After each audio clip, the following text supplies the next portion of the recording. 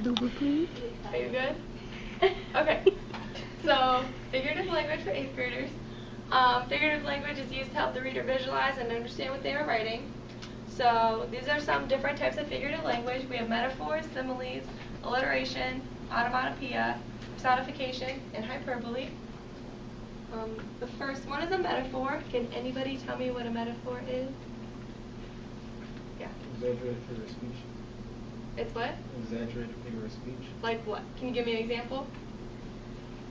My computer weighs a ton. Yes. Anybody else want to give me an example?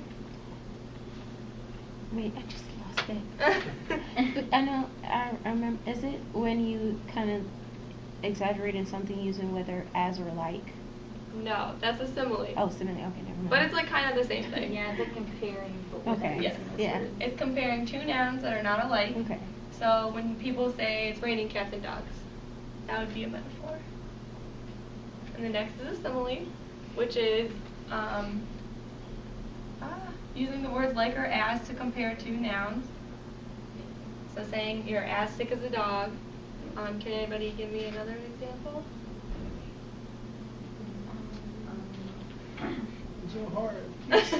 I feel like there's so many that were just like that. Yeah. Slow as a turtle. You're slow as a, yeah. Yeah, slow as a turtle is one. Nimble like a cat. Yes, that would be fun. Okay. So now we're going to play a game, sort the similes and the metaphors. Does anybody want to come up and start? Okay.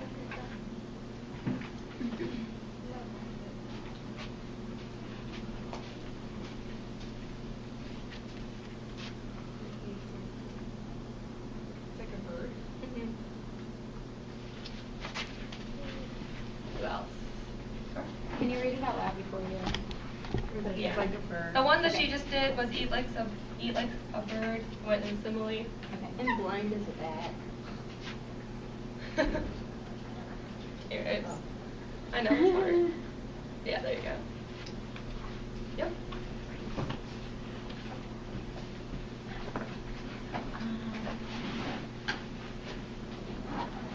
To have a part of story. Yep. Anybody else? We have apple of my eye, couch potato, happy as a clam, road hog, dead as a doornail, blown away, and as big as a house. So, does somebody want to tell me which one couch potato would go under? Metaphor. There you go. And what about dead as a doornail? Simile. And we'll do one more. What about chill out? Not a metaphor. Yep. Good. Alright. So, got the. Alright. So, does anybody remember what alliteration is? It said it starts with the same sound Yep. repetitively. So it's just the repetition of the same sound at the beginning of words in a line of poetry or a sentence, especially in poetry. So a really big example is Peter Piper picked a peck of pickled peppers. Does anybody remember another one? Chester cheetah, cheetah chunk of cheap cheddar cheese. What? It's Chester cheetah, cheetah chunk of cheap cheddar cheese. Yes. What? I haven't heard that one before. My That mom one's made really me good. match my M&Ms. They're all singing warm-ups Oh, Okay. Sally sells seashells. down by the seashore. Yes. That's great. Alright, and then onomatopoeia. Does anybody remember? Like, Is that like sounds? yeah, like Yes. Sounds expressed. I don't know. It's just sounds. Boom and Ah. pow. When a word sounds like the sound that it's describing. So it's like bang, snap, crackle, pop. That's another one, but like boom, zap, those types of words. Alright, now we have another activity. Somebody want to come up and sort the phrases between onomatopoeia and alliteration?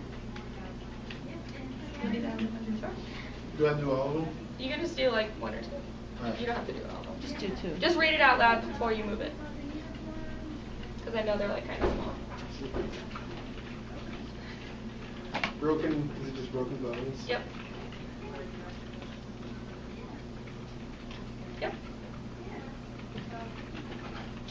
This one? Eating no worse things.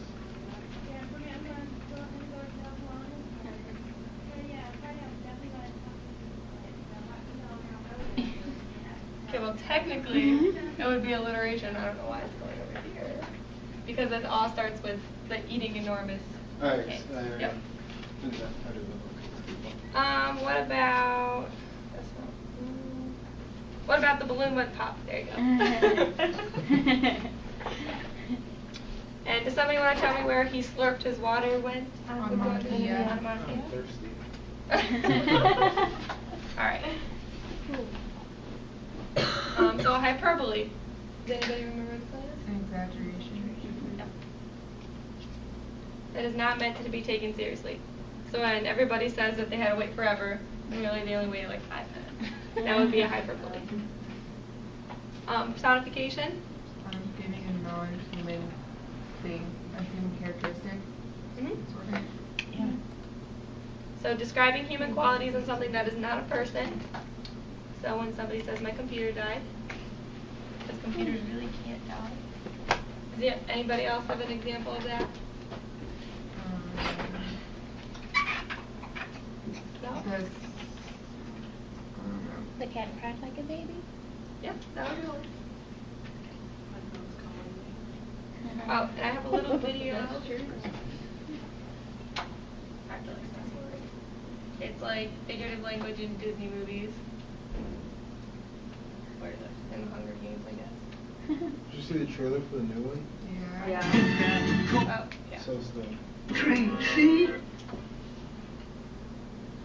And then everybody knows this one. Yeah.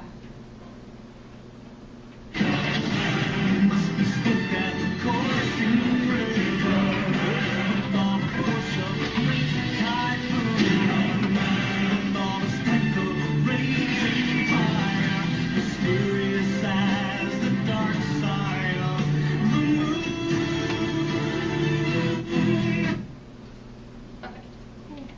So then, just to recap, we have simile, onomatopoeia, metaphor, hyperbole, alliteration, and personification. And then, so you have all the definitions. So somebody wants to come up and drag the word over to the definition. Adrian, you already went. Okay, Rachel. Hey, I want to tribute who wants to go. Just one. Yeah, you can do it one or two.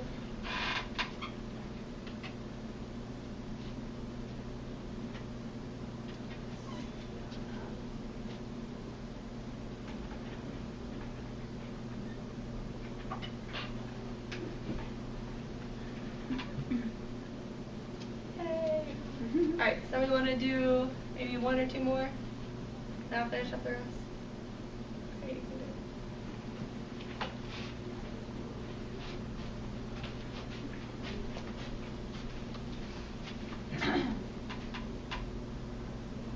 Yep.